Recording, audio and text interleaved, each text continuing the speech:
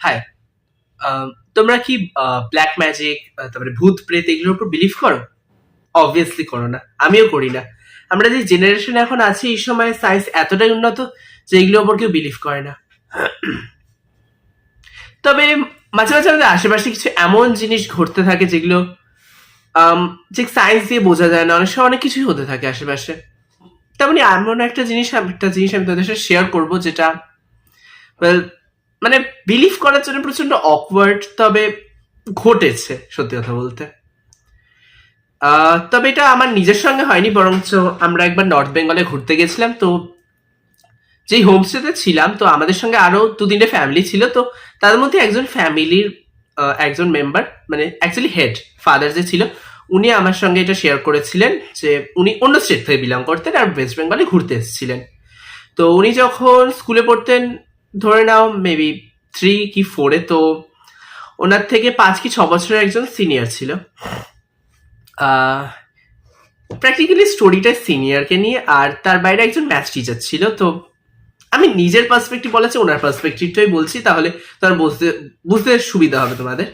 তো স্কুলটায় হুট করে কত ইয়ার আমার ঠিক খেয়াল নেই, তবে সেই সময় স্কুল স্টুডেন্টসের মাঝে মাঝে কিডন্যাপ হয়ে যেত, আর 2-3 দিন পর পর ওদের কোনো body part missing, dead body পাওয়া যেত, বডি পার্ট মিসিং। লাইক কারুর হয়তো লিভার নেই, কারুর লাংস নেই, কারুর একটা কান নেই, কারুর জিভ নেই, কারুর গলার ওই ল্যারিংস যেগুলো থাকে সেগুলো কিছু নেই। যে সিনিয়রের কথা বলছিলাম, ওই আঙ্কেলের সিনিয়র, তো উনি খুবই ব্রিলিয়েন্ট স্টুডেন্ট ছিলেন আর ম্যাথসে খুবই ভালো ছিল, আর কিছু একটা এক্সামের প্রিপারেশন নিচ্ছিলেন। তো ওনাদের যে ম্যাথস টিচার ছিলেন উনি খুবই ভালো ছিলেন আর সবার সঙ্গে ভালো মিশতে পারতো, মানে একটা জলি পার্সন যাকে বলে। তো উনি ওই সিনিয়র দাদাকে বলেছিলেন যে তুই আমার বাড়িতে, আমি তোকে কিছু ম্যাথসের কিছু বই, কিছু টেক্সট বুকস প্র্যাকটিসের জন্য দেবো, যাতে তুই ওই এক্সামটায় হায়েস্ট মার্কস করতে পারিস। তো অবভিয়াসলি একজন ভালো স্টুডেন্ট, অবভিয়াসলি সে নিজের টিচারের কথা শুনবে, আরো বইয়ের জন্য যাবে, আর সেও গেছিল। কিন্তু বাড়িতে গিয়ে, যেহেতু উনি বোধহয় ব্রিলিয়ান্ট স্টুডেন্ট ছিল, এই ওয়ার্ডটা জানি না ওনার জন্য ব্লেসিং ছিল না কার্স ছিল, কারণ ওই এখানে তো কার্সই লাগবে শুনতে তোমাদের। তো ওনার যে ম্যাথসটা বলেন যে তুই জানিস, বাড়িতে ঢোকার পরে যে তুই জানিস তোর অনেক যে স্টুডেন্টরা তোর স্কুল থেকে মিসিং হয়ে যাচ্ছে, সিনিয়র অ্যাকচুয়ালি, তো তাদের সঙ্গে কি হচ্ছে। তো বলছে স্যার মেবি কেউ কিডন্যাপ করে ওদের body part black dark dark dark ওয়েবে, তারপরে ব্ল্যাক মার্কেটে বিক্রি করে দিচ্ছে। তো স্যার বললো, একটা ক্রিপি একটা স্মাইল দিল, তো বললো না না, বিক্রি কি করছে, বললো আমি স্টুডেন্টদের কিডন্যাপ করছি। ওই অর্গান দিয়ে জানিস আমি কি করবো, আমি আমার জন্য একটা নতুন বডি কনস্ট্রাক্ট করতে চাই যেটা ফ্রি অফ ইলনেস হবে। কেন হবে? কারণ কি অবভিয়াসলি ব্ল্যাক ম্যাজিকের আর্ট দিয়ে করছে, আর প্র্যাকটিক্যালি যাদের অর্গান তারা মরে গেছে, কমপ্লিটলি বডি ইউজলেস, তো অবভিয়াসলি আমার কাজে আসবে। তো কাইন্ড অফ ক্রিপি আর প্রচন্ড অকওয়ার্ড, কিন্তু সেই সময় এগুলো প্রচন্ড বিলিফ ছিল। তো শুনে তো প্রথমে স্টুডেন্ট মজা ভাবে নিল যে স্যার আমার সাথে মজা করছে, হা হা করে হেসে নিল, বললো নাইস জোক স্যার, ভালো ছিল, মজা আসলো না তবে। তা বললো না, আমি সত্যি কথা বলছি। তারপরে যখন নিজের বেসমেন্টে নিয়ে আসলো, ইউ ওয়ন্ট বিলিভ, ওখানে অ্যাকচুয়ালি অর্গানস দিয়ে একটা লাইক বডি বানানো ছিল, যেটা ডেড বডি ছিল তবে অন্য অর্গানস দিয়ে তৈরি। তো ওটা প্রচন্ড ক্রিপি আর কেমন ছিল, গা ঘেমি বমি পাওয়ার মতন। তো তখন ম্যাথ স্যার বললো যে তুই জানিস আমি তোকে এটা কেন বললাম, কারণ দেখ তুই ব্রিলিয়েন্ট স্টুডেন্ট, তোর ব্রেন খুবই ভালো, হয় তুই আমার এই ব্ল্যাক ম্যাজিকের আমার এই কৃতকর্মে আমার এই কাজে আমার সাহায্য কর, অথবা তোর যে ব্রেনটা আছে এটা আমার নতুন বডির কনস্ট্রাকশনে লাগিয়ে দেবো। তো আই গেস ব্রিলিয়েন্ট হওয়া বলেছিলাম না, এটা ব্লেসিং না কার্স দেখাই যাবে, এখানে এই কার্সই ছিল। তো বললো যে আমি তোমার সঙ্গে আছি স্যার, আমি আপনার যে যা করতে চান আমি হেল্প করবো, তাই প্লিজ আমার মারবেন না, প্লিজ মারবেন না। বললো ঠিক আছে, আমি অন্য কোনো ব্রিলিয়েন্ট স্টুডেন্টের ব্রেন নেবো, বা হয়তো কোনো টিচারের, চাই না, ভাবছি।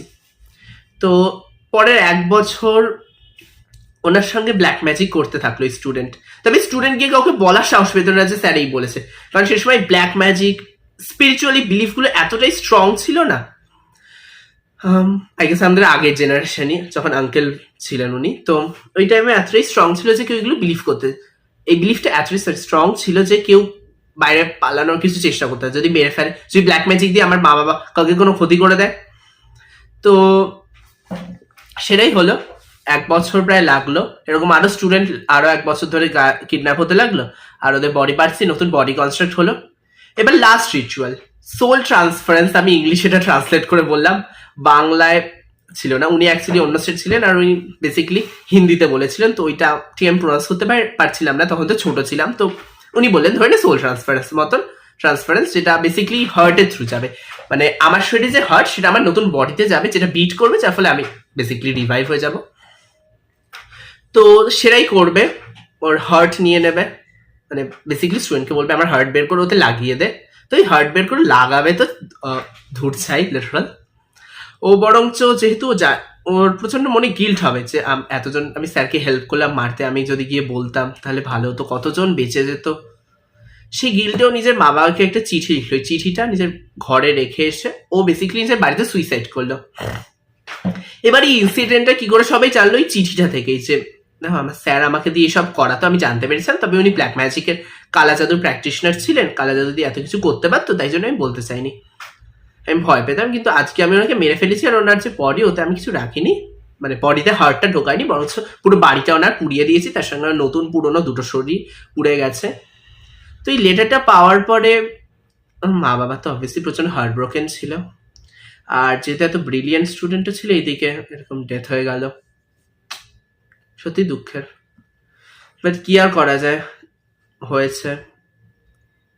আমি জাস্ট ভাবি আমাদের জেনারেশনটা কত লাকি যে আমরা চট করে, মানে কোথাও গেলে পরে আমাদের ফোন আছে, অন্তত আমার মা বাবা জানে আমরা কোথায় যাচ্ছি কি করছি, খুব ভালো মতন যায়। আগেকার দিনে হয়তো ভয় আর এই জিনিসটা একটু বেশিই ছিল। বাট হ্যাঁ, জানি এটা আলাদা বিষয়। আমি স্টার্টিং এ একটা ইন্ট্রোডাকশন দিয়েছিলাম যে ব্ল্যাক ম্যাজিক অনেক অনেক কিছু তো সুপার ন্যাচারাল হয়, যেটা সায়েন্স দিয়ে বোঝা যায় না। তবে আমি বেসিক্যালি সত্যি কথা বলতে আমার এটা ব্ল্যাক ম্যাজিক ম্যাজিক কিচ্ছু লাগেনি, বাট আমি আঙ্কেলের পার্সপেক্টিভটা তোমাদের বলেছি, তাই জন্য ইন্ট্রোডাকশন আমি বলেছিলাম যে আমাদের আশেপাশে তো অনেক কিছু হয় যেটা বোঝানো যায় না। তো তাই জন্য আমি বললাম যে অনেক কিছু তো হয় বোঝানো যায় না, আমি আঙ্কেলের পার্সপেক্টিভটা বলেছি। না অনেস্টলি বলতে গেলে আমার পার্সপেক্টিভ থেকে বলতে গেলে আমি বলবো যে এটা বেসিকলি মেন্টালি টর্চার করা হতো। আর দেখো ওই আঙ্কেল 3-4-এ তাই বোধহয় বলেছিলাম ওরকমই, তো তার চেয়ে 6, তো লাইক 10-11 সেই সময় ক্লাস 10 বা 11 আমাদের আগের জেনারেশনে, তাদের মধ্যে তো এই জিনিসটা ভেতরে ছিলই, তো সেটা থেকে উনি বলার সাহস পাননি। আর তবে সুইসাইডটা নাইস থিং, কারণ তোমার মধ্যে যেখানে আছে যে তুমি এটা ভুল কাজ করছো, ফিলিংটা আছে, তো কেন তুমি নিজে সুইসাইড করবে, কেন নিজের একটা লাইক হয় না যে তুমি জন্ম দিতে যদি না পারো, তুমি মার রাইট কে দেয় তোমায়? তোমার মা বাবা অনেক কষ্ট করে তোমায় জন্ম দিয়েছে, না হয় তোমায় কয়েক মাস একটু ডিপ্রেশন বা ওরকম কিছুতে ভুগতে, তারপরে তোমার ভিতরে যেখানে মনের ভেতরে আছে যে তুমি এটা ভুল করেছো, তো অবভিয়াসলি কারেক্ট করা যেত। তবে কি আর করা যায়, যেটা হয়ে গেছে সো হো গিয়া, বাই ফর টুডে। আর বেসিক্যালি যদি আমি এরকম আরো অনেক কিছুই শুনেছি অনেকের কাছে, আর আমার না এরকম সুপার ন্যাচারাল, সত্যি কথা না, একটু সাইকোলজিক্যাল থ্রিলার গুলো জিনিসটা প্রচন্ড ভালো লাগে। হ্যাঁ, সুপার ন্যাচারালও ভালো লাগে, আমি কিছু বই টইও পড়েছি লাইক হ্যারি পটার।